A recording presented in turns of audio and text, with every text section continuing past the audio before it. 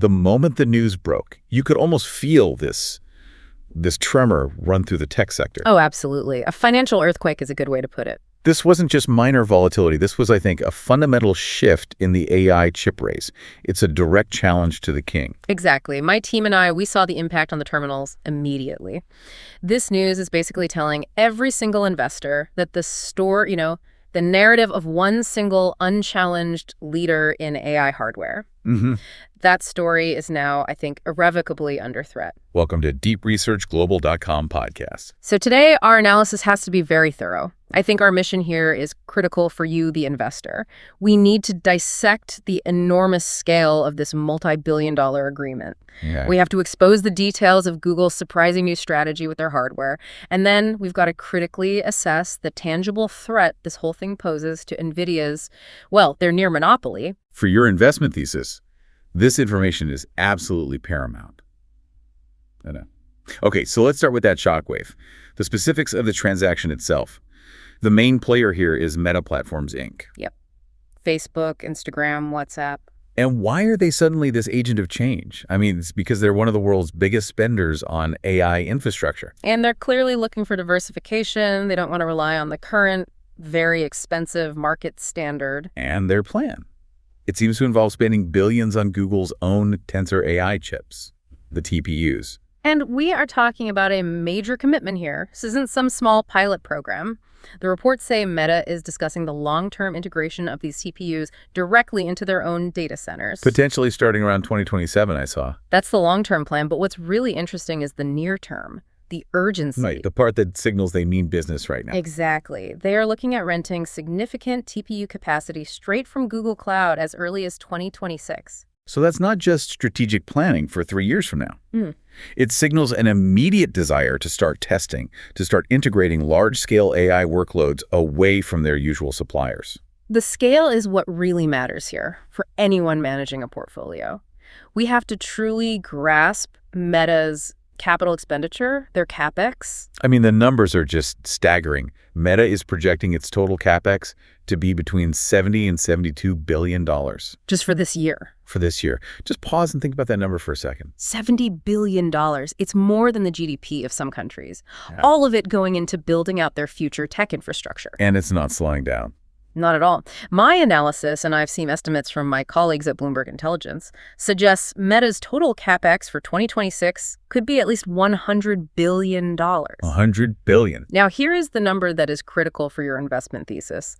Out of that $100 billion, they estimate that $40 to $50 billion, just let that sink in, 40 to 50. could be allocated to inferencing chip capacity alone next year. So that is the massive slice of the pie that Google is now making a very aggressive play for. It is. And if even a fraction of that enormous investment shifts away from Nvidia and over to Google, the impact is it's not a rounding error. No, it structurally changes the entire competitive landscape for years to come. Which brings us directly to how the market reacted, because, investors reacted with the speed of an algorithm. The moment the reports came out, Nvidia, that's ticker NVDA, saw what analysts were immediately calling a fresh headache. A big one. Their shares plunged nearly 2% in after-hours trading, and then they were down another 3% in pre-market trade the very next morning. And that volatility, that shows you the acute fear of customer defection. You think that fear is justified? Oh, absolutely. Nvidia's entire valuation, its whole story,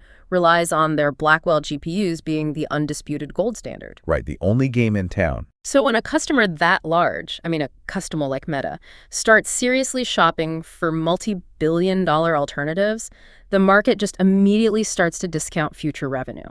It's a signal that the lock-in might not be as tight as everyone assumed. And on the flip side, a massive, massive win for Google, for Alphabet. A clear investor win, yes.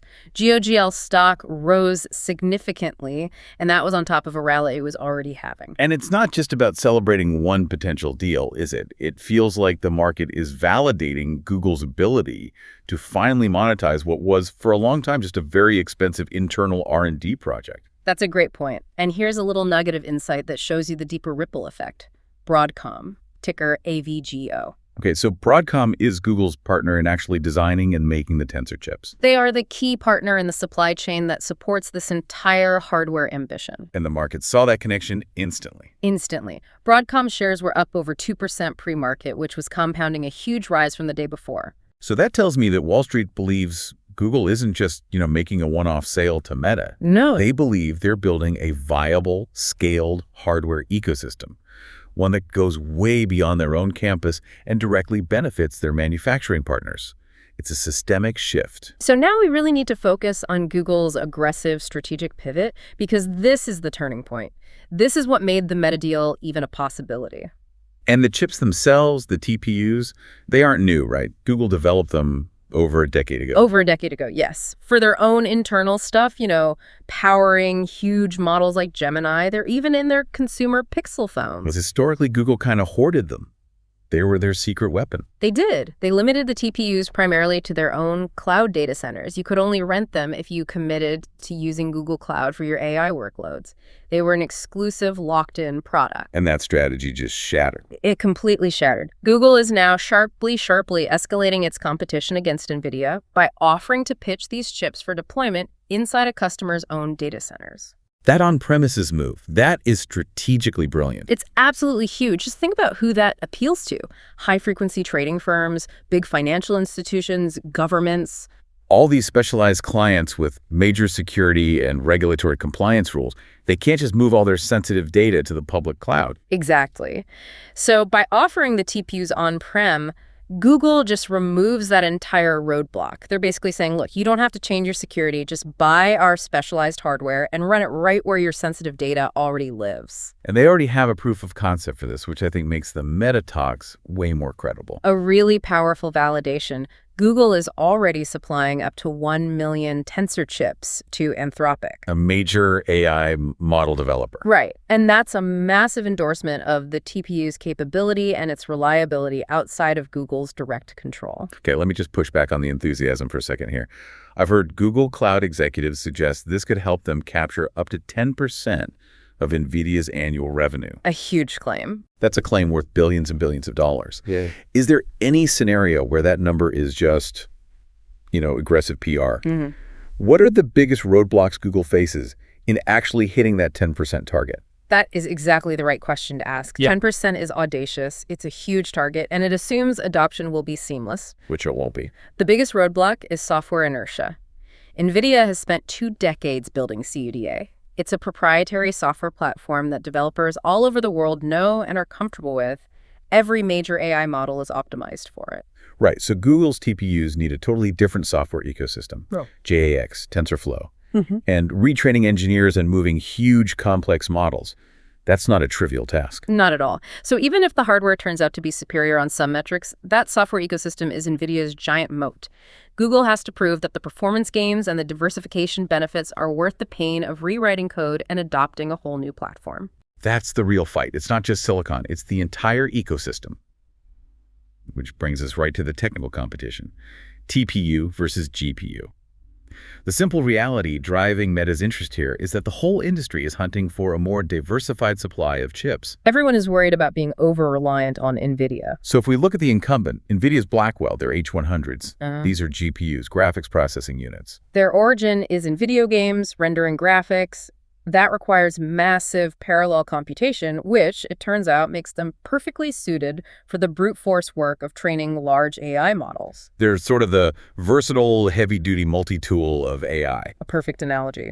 But Google's TPUs, they represent a fundamentally different approach. They are not GPUs, they're ASICs. Application-specific integrated circuits. An easy way to think about it is this. Google built a precision scalpel that is designed only for AI calculations. NVIDIA built a powerful, versatile hammer. The advantage of the scalpel, the ASIC, is customization. Exactly. Because the microchip is designed for just one purpose. AI compute. Google can optimize it for maximum efficiency and speed for those very specific tasks. And this is where the big split happens, right? Training versus inferencing. NVIDIA excels at the monumental task of training a model. Teaching it everything it knows. But the real money over the long term, that's just to inferencing. And inferencing is the deployment phase. It's when you ask the AI model a question and it has to give you an answer in real time. For a company like Meta, with billions of users scrolling feeds, looking at photos, running personalized ads, the sheer volume of real-time inferencing is just astronomical. It is, and it demands high performance at the lowest possible power consumption. So Meta's interest in TPUs is probably driven by the belief that Google's specialized ASIC architecture will offer better performance, maybe a lower cost per operation, and way better power efficiency for those massive, continuous inferencing workloads. And power efficiency isn't just some green talking point. It's a critical financial factor. Oh, absolutely. When you're buying $100 billion worth of equipment, any tiny reduction in your long-term electricity bill can save you billions more. So the long-term question for every investor is still, can the TPUs consistently demonstrate that specialized power and computing muscle? Is it enough to become a truly viable, lasting alternative? This Meta deal, it's not just a transaction. It's going to be the ultimate multi-billion-dollar proving ground over the next 2 years. Oh. So, to summarize all this for your immediate portfolio review, this deal, if it finalizes, signals the clearest sign yet that the era of unchallenged Nvidia dominance in the AI build-out is ending. It validates Google as a true hardware competitor, one that's willing to use its R&D aggressively to gain external market share. And crucially for Meta, it's just a smart defensive move. It drastically reduces their reliance on a single, extremely expensive provider. It gives them vendor diversification. It gives them leverage for better cost controls. And while Nvidia's market leadership probably isn't going to be dislodged in the near term, they still control that crucial software ecosystem. Google's aggressive hardware expansion adds substantial and, I think, necessary competition to the market. So as analysts, what we have to do is monitor Meta's CapEx allocation and their vendor plans very, very closely over the next 12 to 24 months. Exactly. That allocation, that's going to give us a precise real-world metric of how well the TPUs are actually performing against the incumbent GPUs in a massive live production environment. This shift really validates that the multi-billion-dollar AI race is now truly a competition. It's not just a one-company show anymore. But here's the final thought I want to leave you with. Okay. If Google proves that this highly proprietary custom-built hardware is the superior path for specialized AI, what does that mean for the future of computing? Does it mean we move away from generalized standards, the kind provided by Intel or AMD, and we move back toward these hyper-specialized, internally developed vertical monopolies? Just think about the implications of that for global tech interoperability.